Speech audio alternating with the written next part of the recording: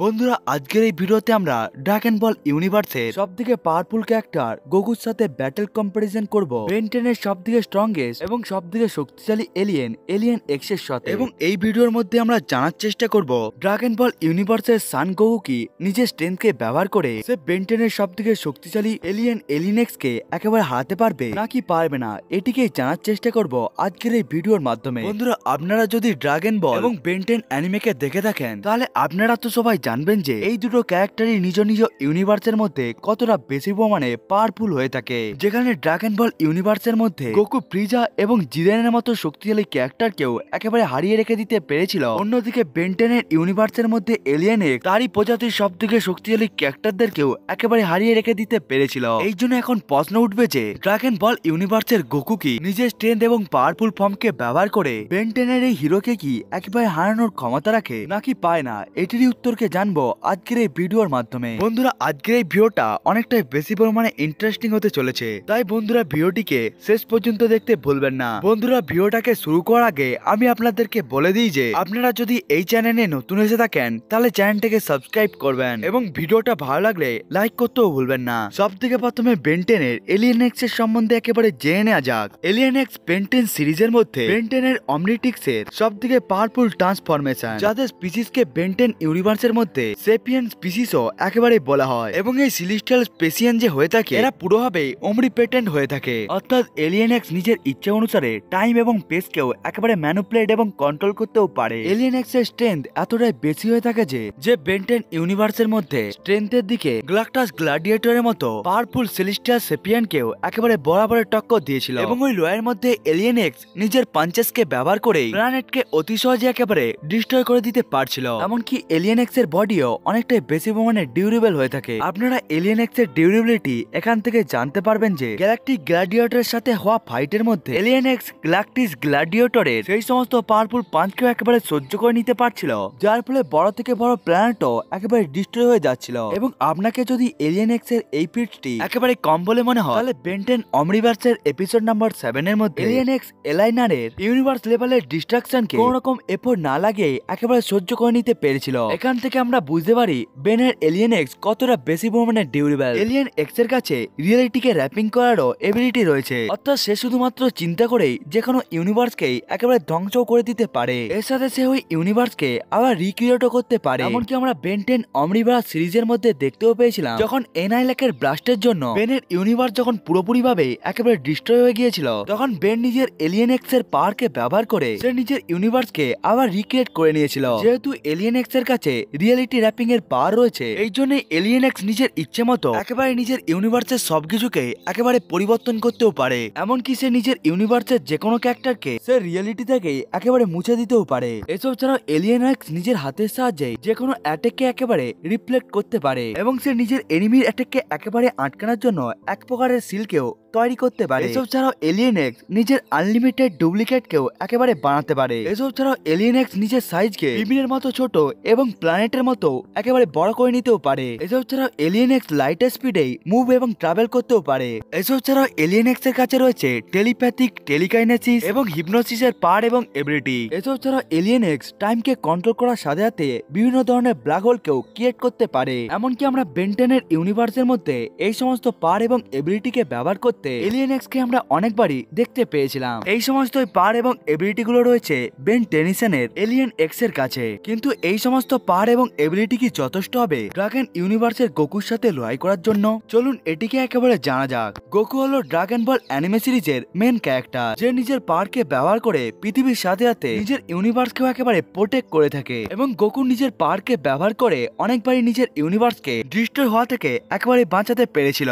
এমনকি সে নিজের ইউনিভার্সকে বাঁচানোর জন্য সে ডিফারেন্ট থেকে ডিফারেন্ট শক্তিশালী ক্যারেক্টারদের সাথেও একেবারে লড়াইকেও করে নিয়েছিল। ড্রাগন বল ইউনিভার্সের মধ্যে গোকু হলো একটি এলিয়েন যাদের স্পিসিসকে বলা হয় সেইয়ান, এবং এই সমস্ত সেইয়ানের কোন রকম পাওয়ার এবং এবিলিটি লিমিট থাকে না, অর্থাৎ এই সমস্ত সেইয়ান গুলো নিজেদের ট্রেনিং এবং ব্যাটেলের সাহায্যে ধীরে ধীরে আরো বেশি পরিমাণে শক্তিশালী হয়ে যায়। এই জন্য ড্রাগন বল ইউনিভার্সের মধ্যে গোকুর স্পেশালিটি হলো এই যে প্রত্যেকটি লয়ের মধ্যে নিজের লিমিটকে একেবারে ব্রেক করে আগের থেকে অনেকটা বেশি পরিমাণে পাওয়ারফুল হয়ে যায় এবং এটিকে আমরা ড্রাগন বল অ্যানিমের মধ্যে অনেকবারই দেখতে পেয়েছিলাম। এসব ছাড়াও গোকুর কাছে খুবই পাওয়ারফুল ট্রান্সফরমেশনও রয়েছে, যেই সমস্ত ট্রান্সফরমেশনে এসে যাওয়ার পর গোকু নিজের পাওয়ারকে খুবই বেশি পরিমাণে ইনক্রিজ করতেও পারে। এবং ড্রাগন বল ইউনিভার্সের মধ্যে গোকুর সবথেকে পাওয়ারফুল ফর্মের নাম হলো আল্ট্রা ইনস্ট্যান্ট ফর্ম। এবং গোকুর এই ফর্মটি এতটাই বেশি পরিমাণে শক্তিশালী হয়ে থাকে যে যার ফলে গোকু শুধুমাত্র একটি বা দুটো এনিমিকেই নয়, বরং সে তার 1000 এনিমিকেও একসাথে হারিয়ে দিতেও পারে। এবং এটা এই জন্যই গোকু নিজের আল্ট্রা ইনস্ট্যান্ট ফর্মে এসে যাওয়ার পর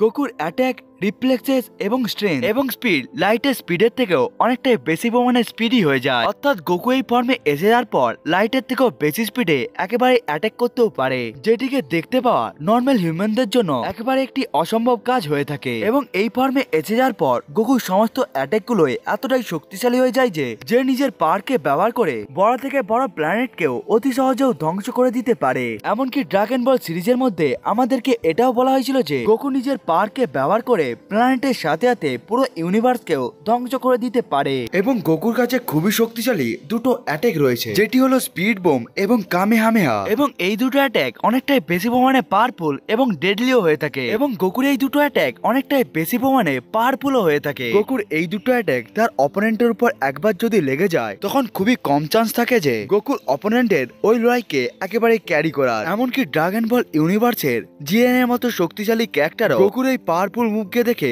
অনেকটাই বেশি পরিমাণে অবাক হয়ে গিয়েছিল। এখান থেকে আপনারা বুঝতে পারছেন গোকুর এই দুটো পাওয়ার কতটা বেশি পরিমাণে শক্তিশালী হয়ে থাকে। এই জন্য গোকু এই দুটো অ্যাটাককে তখনই ব্যবহার করে থাকে যখন ওই লড়াইটি অনেকটাই বেশি পরিমাণে সিরিয়াস হয়ে থাকে। কিন্তু গোকুর এই সমস্ত পাওয়ার এবং এবিলিটিও কিছুই নয়। এই সমস্ত পাওয়ার এবং এবিলিটি ছাড়াও গোকুর কাছে টেলিপোর্টেশনেরও পাওয়ার এবং এবিলিটি রয়েছে, যেটির সাহায্যে গোকু কয়েক মিলি সেকেন্ডের মধ্যেই যে কোনো জায়গার মধ্যেই পৌঁছে যেতেও পারে।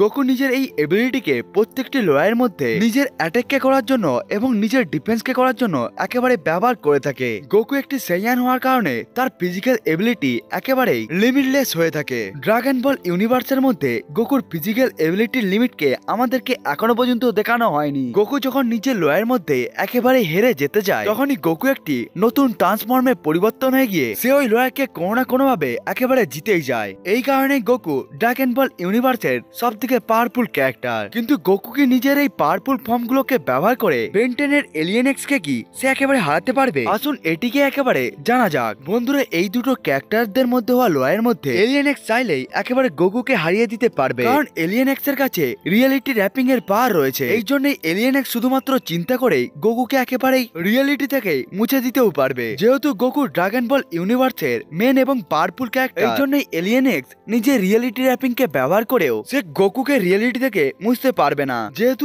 এলিয়েন এক্স এর কাছে রিয়েলিটি র্যাপিং এর পাওয়ার নেই, এই জন্য এখন এলিয়েন এক্স কে গোকুর সাথে লড়াই করার জন্য একেবারে হ্যান্ড টু হ্যান্ড ব্যাটেল করতে হবে। এবং আমরা সবাই জানি যে গোকু হ্যান্ড টু হ্যান্ড ব্যাটেলে অনেকটাই বেশি পরিমাণে এক্সপার্ট। গোকু নিজের হ্যান্ড টু হ্যান্ড ব্যাটেলের মাধ্যমে নিজের লড়াইয়ের মধ্যে একেবারে জিরেন এবং ফ্রিজার মতো শক্তিশালী ক্যারেক্টারকেও একেবারে অতি সহজে হারিয়ে দিতে পেরেছিল। এসব ছাড়াও গোকুর কাছে কামেহামেহা এবং স্পিরিট বোমের মতো পাওয়ারফুল অ্যাটাকও রয়েছে। গোকুর এই সমস্ত অ্যাটাক এবং পাঞ্চেস গুলো এতটাই শক্তিশালী হয়ে থাকে যে যেটির সাহায্যে গোকু অতি সহজে প্ল্যানেটকেও ধ্বংস করে দিতে পারে। কিন্তু এলিয়েন এক্স এর বিরুদ্ধে গোকুর এই সমস্ত অ্যাটাক গুলো কোনো রকমই কাজ করবে না, কারণ গোকুর অ্যাটাক এবং পাঞ্চেস গুলো যত শক্তিশালী হোক না কেন কিন্তু এলিয়েন এক্স এর ডিউরেবিলিটির কাছে এই সমস্ত অ্যাটাক গুলো কিছুই নয়। যেমনটা আমি আপনাদেরকে প্রথমেই বলেছিলাম যে এলিয়েন এক্স গ্যালাক্টিস গ্যালাটিয়ারের শক্তিশালী প্ল্যানেট ডিস্ট্রয় করা পাঞ্চগুলোকেও অতি সহজে সহ্য করে নিয়েছিল। এমনকি এনআইহালে ইউনিভার্সেরও ধ্বংস করার অ্যাটাক গুলোকে অতি সহজে সহ্য করে নিতে পেরেছিল। এই জন্যই বন্ধুরা, আমার মতে গোকুর কোনো প্রকার পাহাড় এবং অ্যাটাক গুলো এলিয়েন এক্স এর বিরুদ্ধে একেবারে কাজ করবে না। এমনকি গোকুর কামেহামেহা এবং স্পিরিট বোম অতটাও বেশি পরিমাণে পাওয়ারফুল নয় যে যেটি এলিয়েন এক্স কে একটু মাত্র ড্যামেজ করতে পারবে।